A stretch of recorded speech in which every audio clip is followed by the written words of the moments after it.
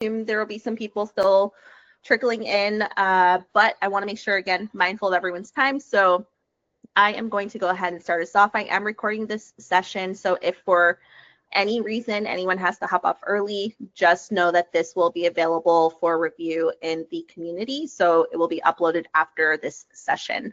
But I put this together because a lot of people have been asking me specifically about my journey in terms of relocating abroad. So I relocated from the US to Spain this year in January, but prior to relocating to Spain, I have worked with hundreds of people at this point, helping them through their own relocation journey. So everything from people moving from Canada to Dubai, from Ghana to France, from the US to Saudi Arabia, and everything in between. I have helped so many people with their relocation. And so through this journey of helping others, there's a lot that I have learned along the way, and a lot that I have been able to really guide people through understanding the different local markets. But one of the big pain points that come up is, how do I find a job? You know, essentially one of the biggest things when you think about relocation,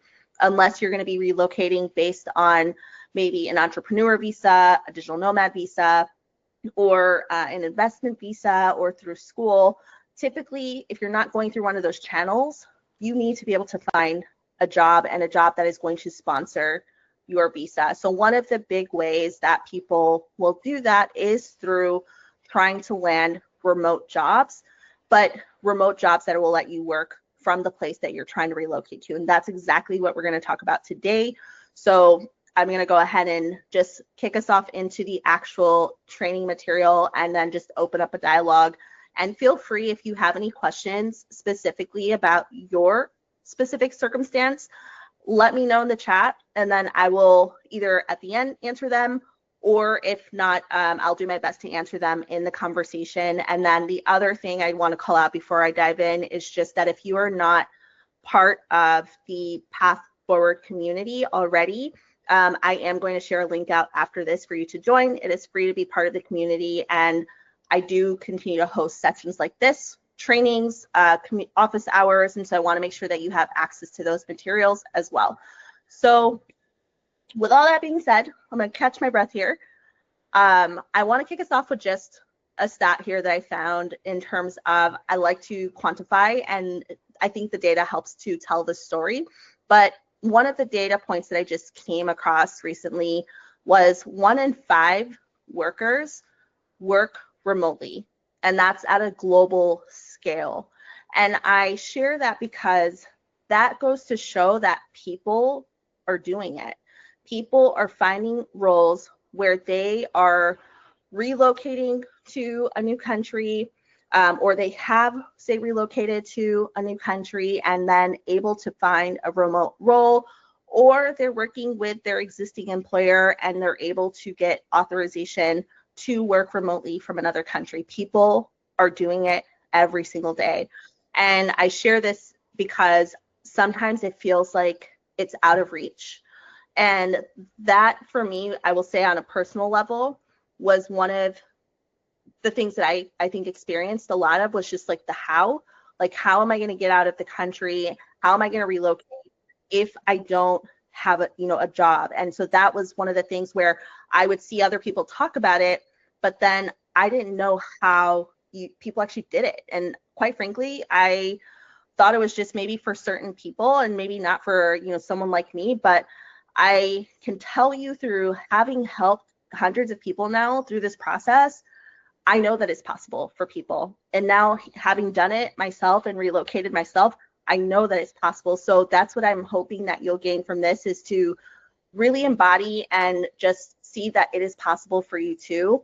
I'm not going to say that it's easy, but there are strategies that you can implement. And that's what I want to walk you through, is just to help you see how people are approaching it and give you some tools and resources, so that way you can start to navigate your own search as well. So with all that to say, let's make you the 1 in 5 here, and let's move forward and continue talking about what we're going to cover over the next 60 minutes. So one thing we'll cover is understanding the remote landscape. So we're going to start there. I just want to give you a quick snapshot high-level overview of the remote landscape. We're going to talk about the 5 hidden places to find 100% remote roles faster. So where is it that people are actually finding these roles when they're finding remote work from any role, remote work from anywhere roles, if I could speak clearly. And then the 6 key steps to successfully landing your remote role. And then we'll just end with like, why is now the best time to start applying and looking for remote roles abroad? And at the very end of this, again, steps and resources to help, because I want to make sure you know that I always want to add value. I want to make sure that you have something tangible that you can take away from this. So after this recording, not only will you get the recording, but I will give you some additional resources to help you within your own searches as well. So quick intro about me. I already shared a little bit about my journey. I relocated from the US to Spain this year in January. That's me holding my residency card. I am a career strategist. You can call me a career coach. In my past life, I was a recruiter for Google and Indeed. I am a digital nomad. That's the visa that I personally am on. I'm a Glassdoor advisor, and then I have helped more than 200 people navigate this exact process. And that's just specifically people relocating abroad. That's not helping people navigate their careers, just this specific scenario. And basically, I've taken my knowledge that I've gained through helping others and through my own now relocation. And my goal is to educate you all, to help you all as well, and hopefully give you something that you can take away from this conversation. So a few notes here about the remote job market. Right now, when it comes to the global remote workforce, what we're seeing is a steady trend upwards, where we're going to continue to see jobs become available at a global scale. Yes, there are going to be certain markets where there may be less availability, but as a whole, we are steadily seeing a trend where from 2022 to 2032, and we tend to look at data like this, the workforce data tends to be captured every 10 years. We're seeing that this is going to be a trend where there's going to be availability. So this I share with you because going back to the initial point of when you look at how do I get there? How do I find a job? Is this out of reach for me? No, it's not. People are doing it. There is a market for it, and there just needs to be strategy around it in order for you to see the clear roadmap and then start to execute on that roadmap, ultimately getting you into the role and then getting you to where you're trying to go. So a few other stats that I wanted to share here is that 16% of companies globally are fully remote. And when we think about the total number of companies, there's an estimate of 359 million companies globally. That 16% may seem small, but when you compare it to 359 million global companies, that number means that there's availability. That 16% means that there are companies out there for you that you can be targeting, that you can be applying to. And we're going to talk about, where some of those companies are. And then the other thing here is 71% of companies are permanently allowing some remote work. So when you look at job roles and market availability, there is still room to have conversations and try to negotiate. So yes, you may be looking for that remote role that's going to take you abroad, but just know that it's always going to be a no unless you ask. And there are ways that you can go around asking, say if you are maybe currently in a remote role, or you do accept a remote offer where maybe the company is hiring you in one location, but they do have a presence in another part of the world, just staying open to what those conversations might look like as well and where those opportunities might be. So with all that, going through the data here, I do also want to call out that as you are looking at remote opportunities and you are really starting to figure out where these job roles are, you have to also make sure that you know that remote does not automatically equal flexible. And so typically when we look at job roles and we look at how companies hire, there's going to be different levels of remote work. And so it's important that you understand the distinction between what those remote roles are, because you want to make sure that one, you're applying to the right roles, two, you are having the right conversations, and then you're not spinning your wheels where you're not actually going to see any fruits from the labor that you're putting in.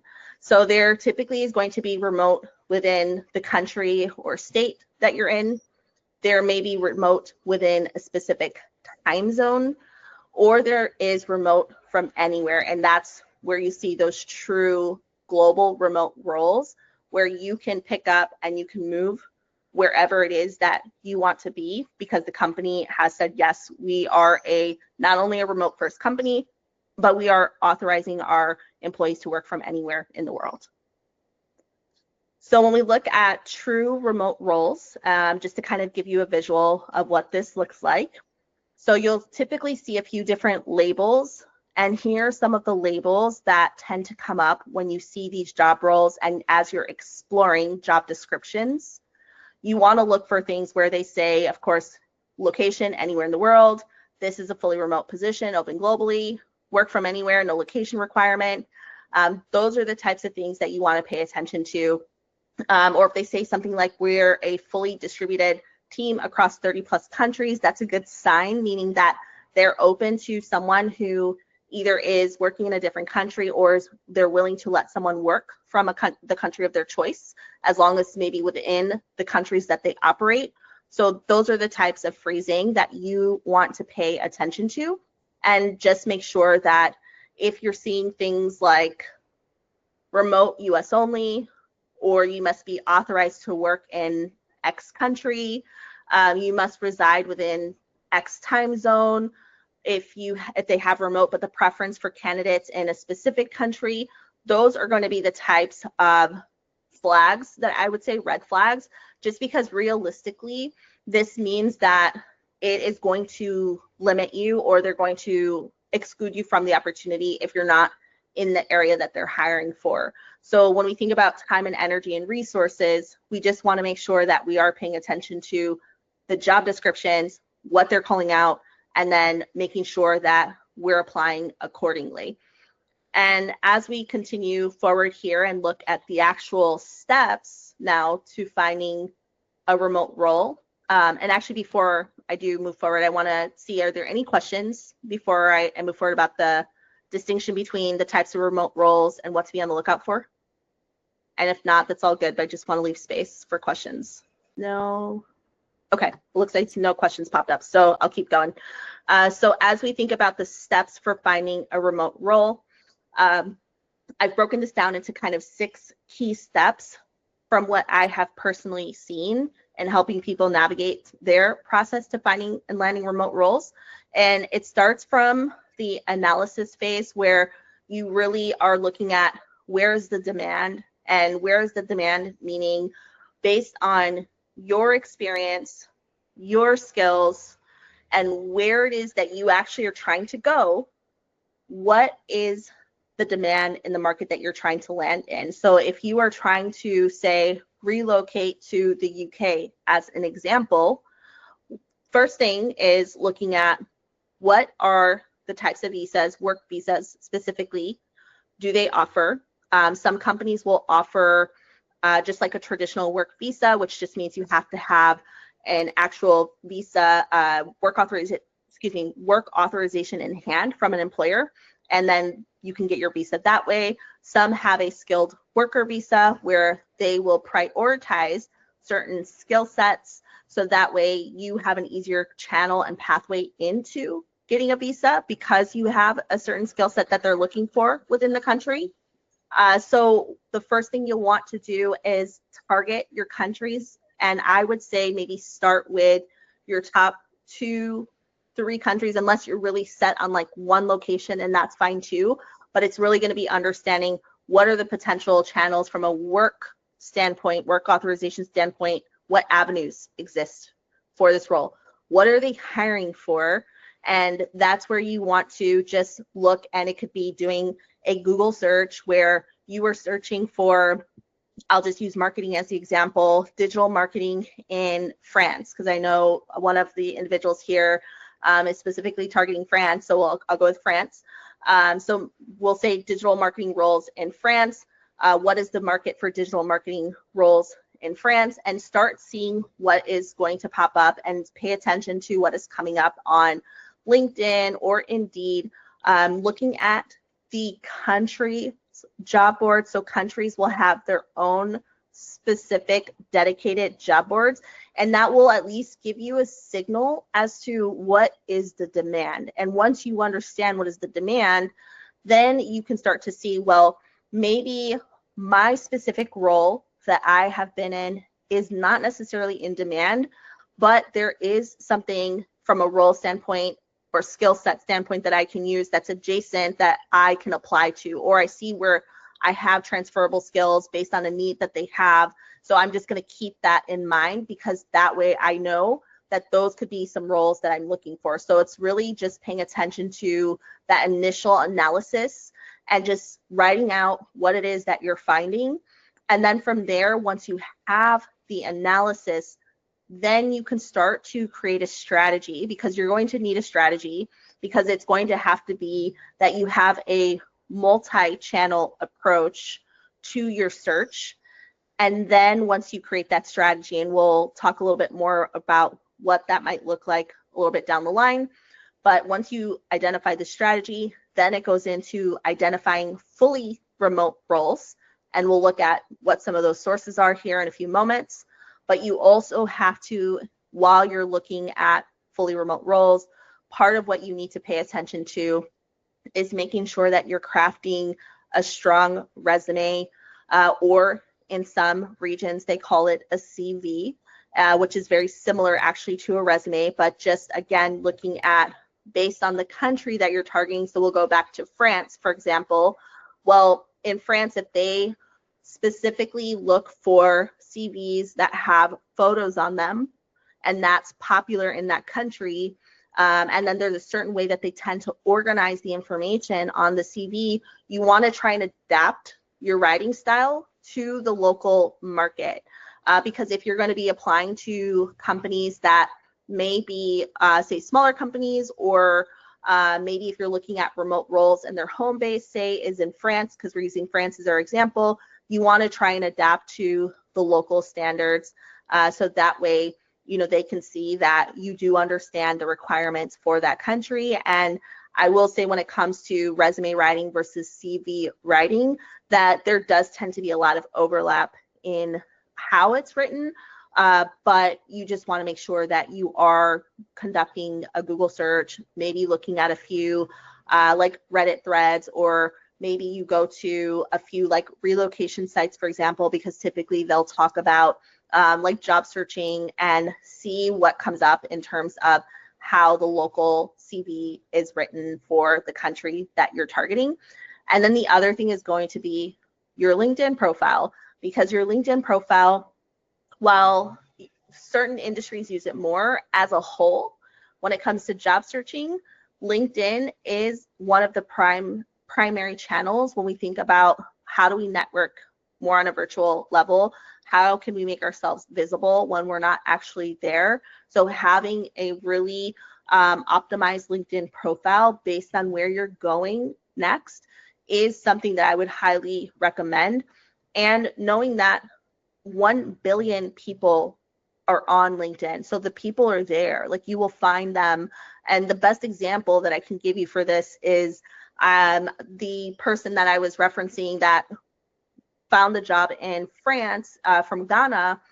He found his job because he had optimized his LinkedIn profile. He had made it very clear where he was searching, what roles he was open to, and he actually got approached by the company in France that he ended up getting the job offer for, and it was a remote job offer, and that happened very quickly for him, and that came through optimizing his LinkedIn profile. He didn't even apply for the role. So just making sure that you're keeping yourself open to opportunities, that's a really big way that you can do that, is by optimizing your profile and doing so in a way that you're, again, making sure you're having the right content, keywords, and so forth, so that way the people can actually find you. And then vice versa, if they do want to see more information about you, if you are applying to roles, they're able to see the content that they need to see.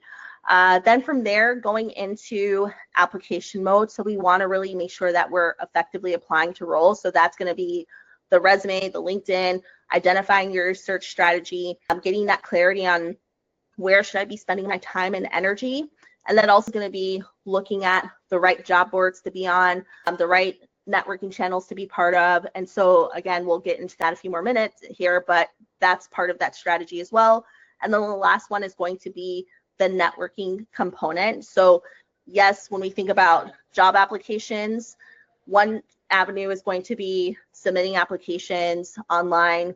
Yes, you're going to have your LinkedIn profile, but you also have to be actively networking as well, just because in general, when it comes to job searching, whether you're looking for a job abroad or not, networking is one of the most effective ways in order for you to get directly in front of the people and have a chance to get into the doors that you're trying to get into. So that's where I would definitely say making sure that you are looking at those networking opportunities, and we'll talk a little bit more about a few channels here that you can utilize for networking specifically. So a few do's and don'ts that I want to call out before we move forward into more of the strategy part. When it comes to the avoid section, when you're writing your CV, I don't recommend using Canva. I've had some people ask me that. I would recommend writing your CV, which is your resume, in Word template, and then from there submitting it as a PDF. Being cautious about the information that you're including, so don't include a lot of personal information on your CV sometimes, because when you look at other CVs and the way that they're written, they might have a lot of like personal content in terms of date of birth, marital status, do you have kids or not, things like that. That information is not something you need to have. At most, maybe a picture, but outside of that, there shouldn't be any more personal information outside of the actual work history, your education, certifications, possibly interests if it's a country where they do value that. So I know like UK, they like to see interests, maybe languages. Those would be some things we would include, but outside of that, we're not including very personalized details.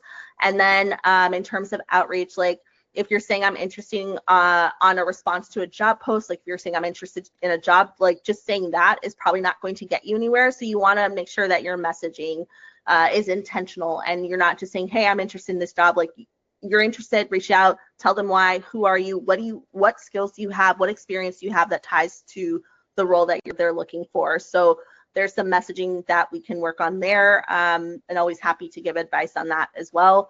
And then applying twice. If you apply to the role already, don't apply again. Apply to the role once. So you want to make sure that you are paying attention to the roles that you're applying to. You want to make sure that you are looking at what they're asking for, and then once you submit, bless and release, and don't go back, because especially in other parts of the world, they don't tend to favor when they're seeing multiple applications come in. So if you are applying and then maybe you reach out to someone, and maybe you can find someone that might be able to put your CV in front of the hiring team, like that's going to be the best channel versus trying to apply multiple times to the same role. Unless, say, they closed the role, maybe then they reopen the role, that's a different story. But if you see the job open, don't submit your application more than one time if it's a role that has stayed open. And then don't apply, of course, to non-remote roles, because realistically, unless you're actually physically in the country, it is going to be a lot harder. Not saying it never happens, but it is a lot harder to actually land roles unless you're actually physically there. So the two recommendations would be, one, you find a remote work from anywhere role, or remote work from that country role where they will hire you and sponsor your visa, or actually get into that country, spend some time there, and while you're there on the ground on a temporary visa, then start looking for job opportunities, but you have a shorter amount of time to do that, so you're going to have to plan it out really well if you go that route. And then the last thing is leaving things up to assumption, just meaning that making sure that if you're, say, applying to a role, or maybe someone reaches out to you and then it goes cold, like you're going to have to be the one that's doing the follow-up. Don't assume that they just don't want to move forward. You are going to have to be the one that really takes the ownership and drives. And there are going to be people that ghost you. There are going to be no's, but you just need that one yes. And so it's going to be really important for you to just really stay on top of it if this is truly what you are trying to do, because it is a commitment and you are going to have to spend the time and the energy and the resources. And I will be very transparent about that, but people do get hired and people do make the move. So it just depends on how much you want it and if you're in that place in that season where you can, because sometimes it's maybe a not right now, and maybe it's a 6 months down the line. You invest the time and energy, you're going to have to decide what that looks like. And then going on to the next thing here on the must-do side. So if you're sending out cover letters, I would say personalize your cover letters. If you're sending those out, I would have a solid cover letter that you use maybe for all of your job applications, and then maybe you focus on just changing out like the first couple of sentences. So it's not like you're having to rewrite the whole thing every single time. If you can have a strong foundation, then you just maybe swap out how you open up that cover letter, so it does feel more personalized to the company that you're applying to. And some companies will ask you for a cover letter or a letter of interest. If they're asking for it, I do recommend making sure that you're including it, especially if you are, I know in like the European countries, that's a big thing over in Europe, in multiple countries across Europe, where if they're asking for the cover letter, the expectation is that you include the cover letter. And a lot of companies will not even look at your CV if you apply without the cover letter if they're asking for it, or the letter of interest. So just calling that out there. Yes, contact the recruiter, hiring manager. You're going to, again, have to try and get in front of these people to the best of your ability, and then finding ways to stand out. So I have a few strategies that we're going to discuss later down the line. And then making sure that in your CV, even like you call out your open available time zones. So make sure that they know that your intention is to relocate, and you want that to be evident either in your contact information, or if you have like a quick summary opening up your resume, make sure that they know that you're looking to relocate specifically to that country or to that time zone, depending on what you're applying to. And then you want to make sure that you are tracking and following up on your job application. So those are the recommendations I have there. And then where can I actually find remote jobs? Because I'm sure this is like the part that you all are like, okay, now tell me, where can I actually find these jobs? Because great, all of this other stuff, but I need to know where are these jobs. So a few places that you probably are not going to find them, and I want to make sure that I'm very clear on the distinction here at the top, because I have hint, it is most likely not going to be LinkedIn, Indeed, or Flex Jobs. So when I say LinkedIn, that means the actual job postings. You still want to be on LinkedIn. You still want to be active. You still want to connect with people that work at the company. This is specifically around the job postings themselves that I'm referring to. So I want to make sure I'm very clear on that so there's no confusion. But there are specialty job boards that you can look at specifically for remote roles. So I will share some of those with you. There are more than, I have 100 here, but there's actually more than 150 specialized job boards that do exist now, where you can learn about remote opportunities. And so that is something that as you start to explore different job boards, you're going to need to just look to see, based on your skill set, the type of roles that you're targeting, what are the best job boards for you personally to be paying attention to. Because it's not going to be all 150 job boards, but you do want to have a handful of job boards that you do keep your eyes on, but you want to make sure you're doing so based on where you're actually seeing job roles that align with what you would be actually applying to. So that's going to be the big thing. And that comes back to that homework on the front end and that pre-work, and I don't want to call it homework, so pre-work on the front end, where you are sitting down and just looking at, okay, what is it that companies are hiring for? What is going on in this local market? That's going to help you get clear. And then that's also going to help you when you're using these more specialized job boards to be able to say, all right, this job board, this is not going to be the best one based on my personal search. But, you know, there's these other 4 or 5 that actually I keep seeing some jobs that are relevant to me. I'm going to keep those in rotation. Those are the ones that I'm going to be paying attention to. And those are the ones where I'm going to make sure I have profiles on. If you can set up a profile, I make sure that I have every morning where, you know, I go on each of these job boards and spend a few minutes and check to see what are the new job openings that are available. that's where you can start to build that type of strategy. Also, the other thing is looking at remote first companies. So there are over 900 companies that exist that do have fully, truly, and this is just 900 that I'm aware of, and I know that there's got to be more that truly are remote first, not the companies that say, yeah, we're remote, and then all of a sudden, next thing you know, they're over here trying to call you back into the office, and then you're getting an offer, and then last minute, oh wait, actually we need you to be in this specific location. You can be remote, but you have to be in this state or in this country. Not that type of role, like truly remote first roles where they do tend to hire for fully remote without restrictions.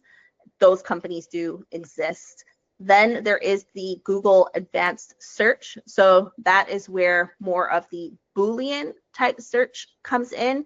So you can create different types of search strings. And this is a strategy, especially in the world of recruiting, that I used to use a lot of to identify and find candidates across different channels, is through using advanced search. And then a lot of that would be through channels like Google as well, because it helps you scrape Google's site to find different sites where job roles might be open. So there are specific search strings that you can create for your search once you know what that search should look like, because that's what you need to find out first, is what should my search look like.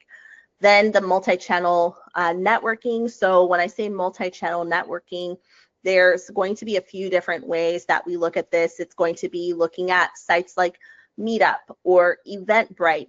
Again, we talked about LinkedIn very briefly, using LinkedIn as a strategy where you are identifying companies, and then maybe you are starting to connect with people that actually work at those companies. So that way you have them in your ecosystem. Then starting to look at your inner as well as your outer circle. So maybe you work for a company where you actually work with vendors, for example, that are in the part of the world that you're looking to move to. And you have a really good relationship with a handful of vendors that actually that you've worked with and you've had some rapport with. Well, that could be an opportunity potentially to learn about job roles that might exist even within those vendors, those agencies, or those companies. Or maybe they know someone. If you're saying, hey, one of my goals is long term that I'm looking to relocate to this country, they may say, oh, I actually know someone. So you just want to make sure that you're starting to tap into your network and letting people know that this is a goal of yours, because you don't know what might come when you start speaking it out loud. And obviously you have to speak it to the right people. So probably not going to talk to your current employer and say, hey, I'm trying to leave the country. You probably want to make sure that you're talking to trusted advisors or people that are just outside of your circle, people that maybe you've built some rapport with that don't necessarily don't tie directly into your current environment that you're in. So it's just like you have to build a strategy around that. But those are some ways where very much I have had people that have actually found out about job roles through their connections because of the fact that they just talked to somebody that they had built rapport with that was external to their company. Or another channel could be from a networking standpoint, networking with recruiters that are actually working for recruitment agencies that are in the countries that you're trying to go to. That's actually how one of the individuals from Canada to Dubai, that is very much one of the strategies that we use, and that is how he was able to find a job in Dubai, is that we identified the top recruitment agencies that were recruiting and that he was able to connect with. He was able to share his profile, then started getting some interviews, ultimately landing his job at a top bank, one of the top 5 in Dubai, and then was able to make that transition with his family. So those are the types of things that you just have to pay attention to, is like, what are those possible opportunities? And then online communities as well. So you want to look at Facebook groups. Are there professional industry groups? Can you join local chapters in the countries that you are trying to be in? So the example I can give you for myself is that in Barcelona, there is a Women in Tech networking group, and that is a group that I probably should have joined and should have been part of sooner. But It's a group that, you know, I had the opportunity to be part of and go to my first networking event, but being able to join events like that, and a lot of times they have either virtual hybrid events where you can still be part of those events, you can still learn about opportunities, and you never know, you just need that one conversation that leads to, hey, my company's hiring for this remote role, or we know that and that's what you need to have. So we want to make sure that you're being on the lookout for that. And then Slack communities. Slack communities is a hidden gem. There are a lot of Slack communities, especially when we think about looking at remote jobs. So for these types of groups, that's what you want to be targeting, is like the remote work type of Slack communities or Facebook groups. And specifically, again, if you're looking at certain countries, narrowing it down to the country, and then if you need to expand out, then you can. So those are going to be some of the channels and the most probable channels when we think about what you need to do, the steps you need to take. And it's not just going to be a one thing. You're probably going to have a combination of these items that is going to allow you to find that remote role that will take you wherever it is that you are trying to go. So a few companies here. This is just a list of the first 25. That's all I could actually fit on here without cramming everything in. But there are a bunch more. But here are 25 different job boards where you can actually find remote roles, and feel free to go back to the recording. Feel free to take a screenshot of this, but these are job boards that a lot of people are using. And then there's another, you know, at least 100-ish that you can use as well. But these ones are ones that I would say people tend to talk a lot about and then also that I've seen people use. So these are ones that I would personally recommend, and outside of, you know, some of the other ones here. And then companies, so sharing some of the companies here. So I have a clickable link where you have your first 75. So I'll share those out with you. So again, all of this will come after this session, but you want to be on the lookout for remote first companies. And remote first companies are not always going to be big, large corporations, enterprise companies. You are going to see a lot of times that these may be smaller, more up and coming companies. They might be unicorn companies, so that valuation of $1 billion plus, where they tend to be more open to having people that are working from anywhere across different time zones. So I will share with you, you know, the list of companies here, and then that's where you want to just kind of continue to keep your eyes out for the up and coming companies where they are truly hiring for remote work from anywhere. And that for you is going to be a big component, because then you can start to connect with people that work at these companies and start to just build your network in that way, even if you're not applying immediately. But then when you are going to apply for roles, you already have some of these people in your ecosystem. So that's where you want to start doing that sooner rather than later. Then in terms of finding remote jobs, so when we think about the multi-channel networking part, so I had talked about the Meetup, I talked about Eventbrite, LinkedIn groups is another one. Then looking at just LinkedIn, you can set up certain filters and filter by companies of interest. You can start, like I said, connecting with people who work there and do this as a low stakes item. You can join LinkedIn groups. There's a lot of remote worker type groups on LinkedIn, digital nomad groups. So start getting into those communities. You need to be in the spaces and the places where these conversations are happening. And this is my very strong recommendation to all of you. And then meet up looking for either remote work meetups or something along the lines of digital nomad, or if it's in your specific field. So say we're looking at marketing, going back to the initial example I shared, maybe it's a marketing event in France and maybe they have a virtual event going on. That's something that I personally would recommend attending, because you're going to be in conversations with people that are in the field, and then be able to network and start to build those connections that you need, hopefully then to get you to where you're trying to go next, because you want to make sure that you start to know who are some of the players in the industry, and that could be a way to find out who those players are, because a lot of times they are at these types of events where they're networking.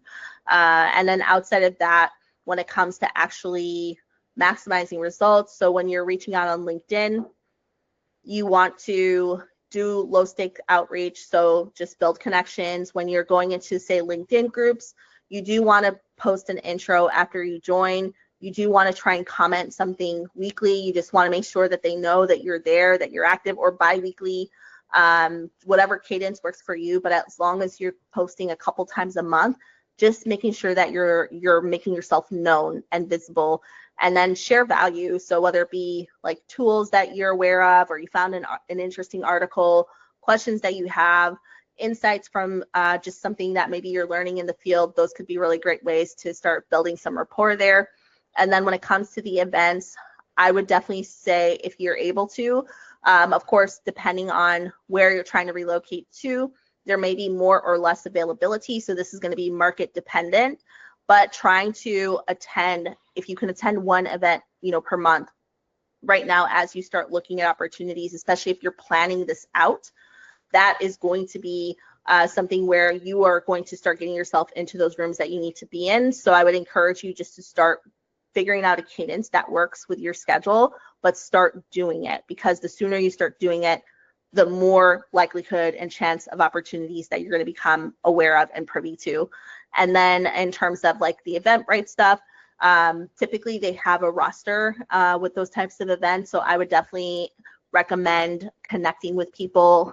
In all of these channels, I would recommend connecting with people, but definitely try to connect with people post-event, so that way you can stay on their radar. And even if it's not, hey, I'm building this connection like long-term, in the sense that you're going to maybe have this relationship in terms of professional relationship with this person several years down the road, but for the immediate foreseeable future, if you can have a couple of conversations, or at least, a couple of touch points where you send a message every, month, every other month, just checking in, like staying on top of their radar, because that there definitely is a bias of like when you know people and people recognize you, they see your name, you want that to have that bias in their mind, because then when you do reach out to them and say, hey, I'm applying to this role, I saw that you work here, or I'm applying to this role, do you have any advice on, from a country standpoint, like how can I best position myself to stand out?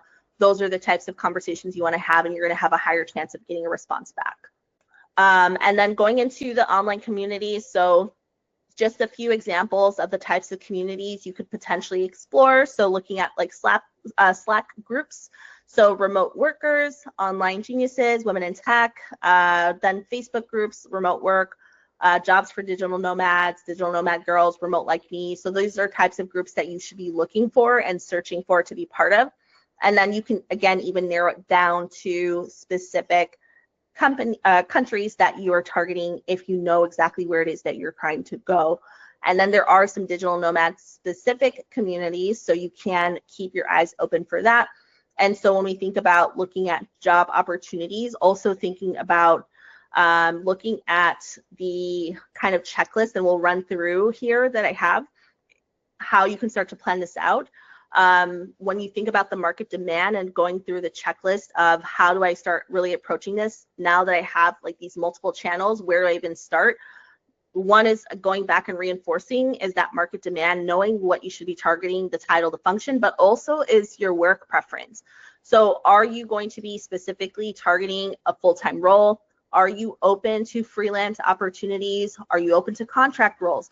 Some countries do hire based on contract, and then we'll move to full-time. Are you open to part-time roles? So really getting clear on what it is in terms of, from a work preference standpoint, are you open to? Because the more flexible you are, the more probability for you to find a role that is work from anywhere. Yes, Rosalind, I will address that here in just a few moments. That's a good question. So I will circle back with you, and then, but in terms of the roles and like where your types of roles you're applying to, you want to just get clear on like what are your preferences, and like for you, are you flexible? If you're flexible, the more flexible you are, then it's going to be easier to find those opportunities. And then knowing the time zones that you're open to as well, because if you're seeing job roles where they want people in certain time zones, or you can work from certain time zones, just making sure that you have that all narrowed in. So that way for you, as you're looking at jobs, you know exactly what you're going to be applying to as you see these job descriptions come up, and it just makes it easier to keep yourself kind of on track when it comes to your strategy, and then just tracking what you're applying to as well.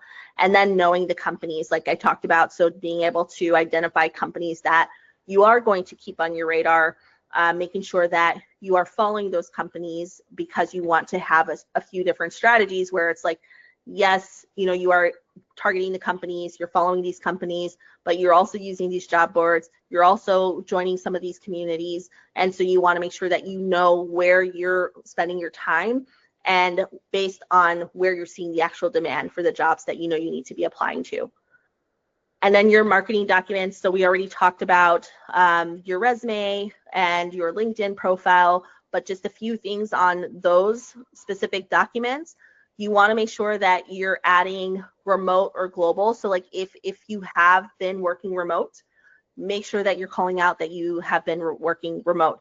If you have been working on, say, a global team where you are working across different time zones already, make sure that you're showing that in your resume, so that way they know that this is something you're already doing. So that way it's going to help you stand out against other applicants that don't have that experience. So I would definitely make sure that you're including that. And then remote tools. So you do want to make sure that you're highlighting. So if you're using Slack, if you're using Zoom, Notion, etc., highlight those tools that you're using, because if you're going to be in an environment, especially if you work from anywhere remote, they want to know that you have worked remote, that you have worked across different time zones, if that is applicable to you. And then they want to know that you understand the different tools and technologies out there, and you've actually used them in a remote environment. And you want to make sure that your resume shows, definitely shows ownership and outcomes. So this is just standard resume writing where you're writing for impact. And then async collaboration, meaning that you are able to collaborate with your other team members on a solo basis. So you're working on the same work or on a project, but you're not necessarily in the same room collaborating. So maybe you each are owning your own individual components of the project, and you're able to work on an async basis where they're doing their work, you're doing your work, but at the end of it, you're able to have a final product. So they want to be able to see that you have that type of experience. And if you do, call it out in your resume and also in your LinkedIn profile. And you want to make sure that your LinkedIn profile is clear, like letting them know that you're remote ready. Your about section very much talks about your remote experience as well, and industry value, because typically when they look at your resume or your CV, they're going to go to your LinkedIn. So you want to make sure that those areas are all updated and optimized, because you never know who's going to be looking at your profile, and you always want to stay ready, especially if you're trying to land a remote from anywhere role. And then with the job search strategy, so using remote first job boards. So again, I will give you the list that I shared, but really you will have to find out which few, like 4 to 5, are the ones that you rotate between, and that the ones that are aligned based on where you're actually, again, seeing job roles that are applicable to you, because you don't want to spend your time in job boards where it just doesn't make sense if you're not seeing job roles that are going to be ones that you can actually apply to. Avoid listings that just say like remote, US only, must be authorized to work in a certain country. Avoid those, because realistically, they're probably not going to be flexible if they're calling that out on the front end in the job description. And then bookmark 15 to 20 remote friendly companies that you'd love to work for. So I personally recommend that, because again, going back to your rotation and your strategy, have that on rotation so you can see, okay, what's up and coming with these companies, and you're consistently checking to see what's available with the companies that are hiring that you're interested in. And then with your brand and messaging, we talked about the cover letter. So like I said, the first couple of lines of the cover letter, personalize it. You don't have to rewrite the cover letter for every single job that you're applying to, and just make sure if it is a job where they're asking for a cover letter that you do include one, because depending on where you're applying to, what part of the world, they are going to be more, they're not as forgiving if you don't have cover letters. And so you want to just make sure you have that available. And then you want to use a simple formula where you want to make it really clear, like, who do you help? You help the team solve what problems using what skill, and you want to tie that to what you are applying to, what the company's problems are. So just pay attention to what they're asking for and the challenges that they're trying to solve. That's your formula. That's who you help. that's what you solve, and you want to use the skills that they're asking for. So aligning yourself to what they're asking for. And then follow up. If you say you're applying to a job and if you haven't heard back from a job that you apply to, there sometimes is going to be a poster listed on the job. So that's where maybe you go to LinkedIn and then you send a message on LinkedIn letting that person know that you applied for the job, you have XYZ experience, and you would very much like to be considered for the opportunity. If there's anything additional that you can provide, to let you know, as you would love to be able to learn more about the hiring team and the goals that they have at this time. So just sending something where it's more of like, hey, I'm here, I have the experience you're looking for. Some people will use tools like Wizza to find emails for people.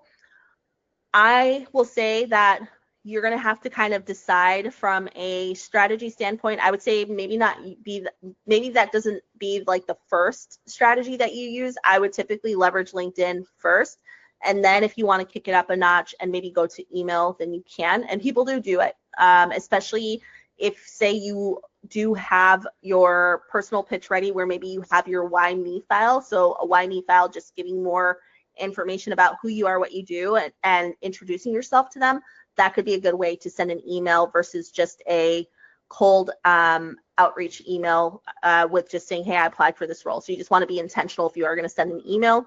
And then as far as reaching out, so yes, you do want to reach out to recruiters, hiring managers, peers based on target roles. So that's part of building your network now, where you pay attention to, based on companies you're interested in, start connecting with these people, get them into your pipeline, into your ecosystem, and make sure that when the time comes and you need to reach out, that you do, because typically that is how people are getting through that barrier of the online applications.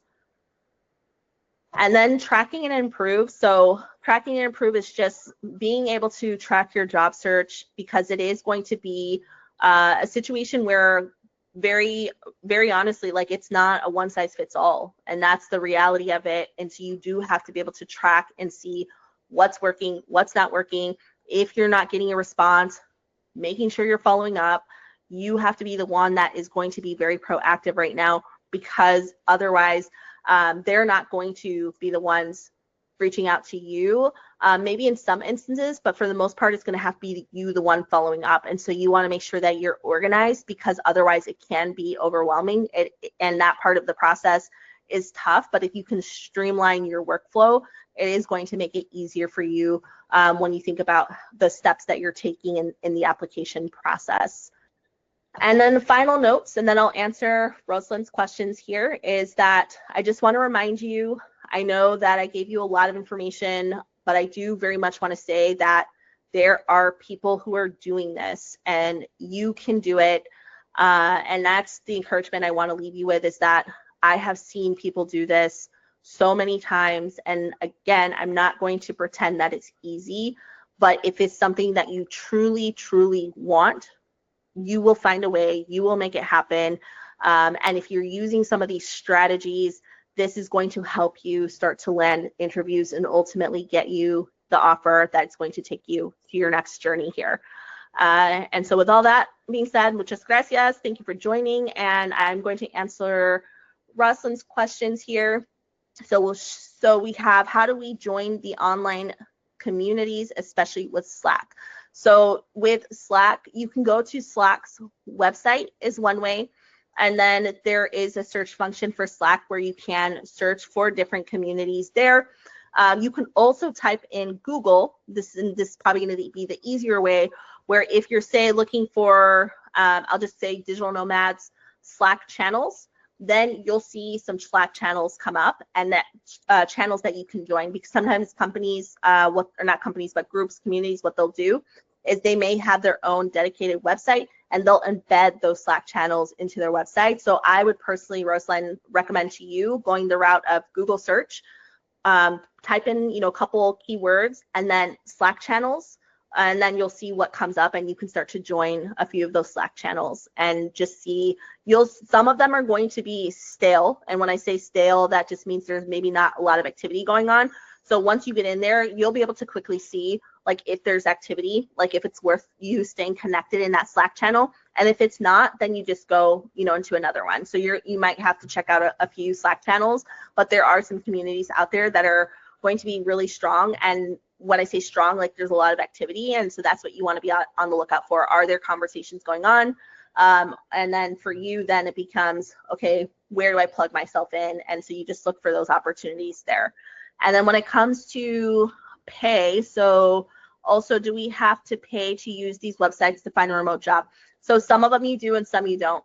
So I would say if you're looking for websites where you don't have to pay, then right now focus on like the ones you don't have to pay. And then maybe you find one where you pay and test it out and you see, and then you have the other, 3 or 4 where you don't pay for those job boards. And so you'll just have to see like, where are you actually seeing the jobs? Because if it's a site where you do have to pay, it may be worth the investment for a couple of months just so you can actually get solid leads on job roles that you can actually apply to that are going to, hopefully then result in you landing interviews versus you being on a job board where there's just no roles for you to exist or no roles that exist for you to apply to.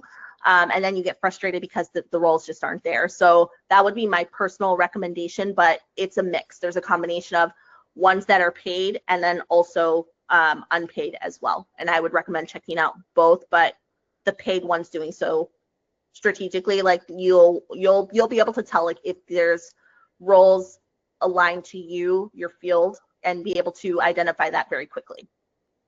For work from anywhere opportunities, I'm assuming the pay rate is local to the company, right? Yes, correct. So they're going to pay you, or when you say local to the company, so actually they're going to pay you based on the local region that you're going to be in.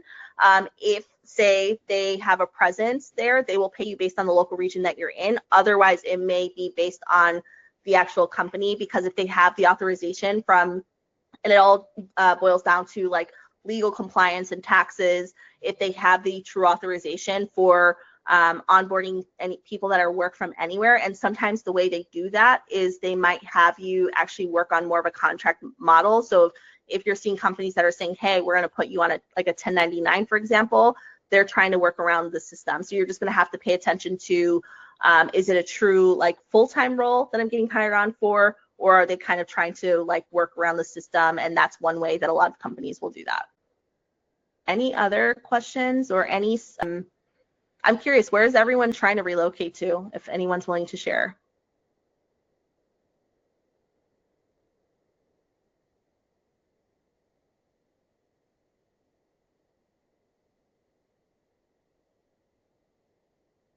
Spain, okay. Okay. Armenia, okay. Awesome. And then what about timeline? Is it as soon as possible, or what's the timeline that y'all are thinking?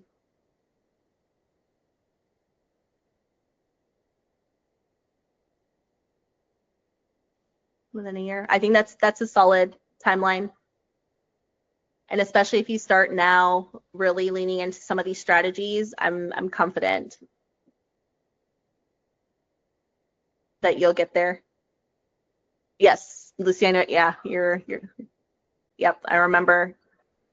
Well, hopefully these strategies help. And Lucy, I'm curious if you're willing to share, and you can type it in the chat if you don't want to like come off mute, but would you be willing to share how you did find your remote role in Italy, just, for those who are currently interested in relocating?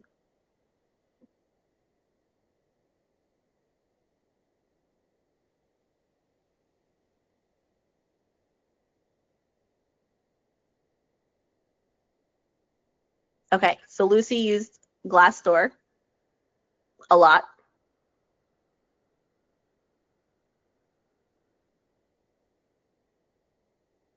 Global Indeed, yep.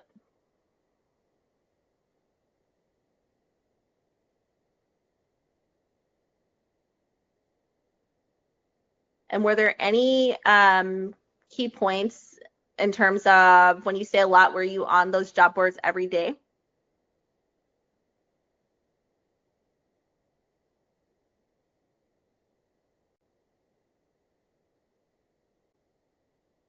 Every day for months, okay. Any advice that you would give, kind of parting advice as we wrap up? Be patient. Yeah. Yeah. Thank you. Thank you for sharing that. What about language? Was there any sort of language requirements or like barriers there when it came to language that came up?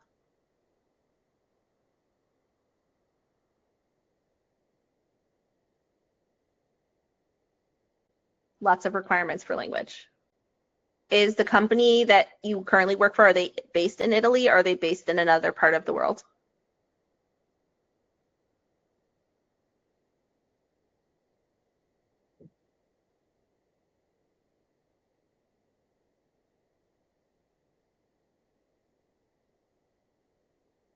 Okay, based in Italy, but have an office in Florida. Awesome. Thank you so much for sharing and being willing to share. I appreciate that.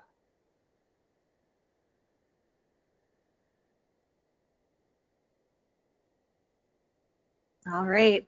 Well, I'll leave us at that, and I will upload this information into the community. So if you're not in the community, please feel free to join.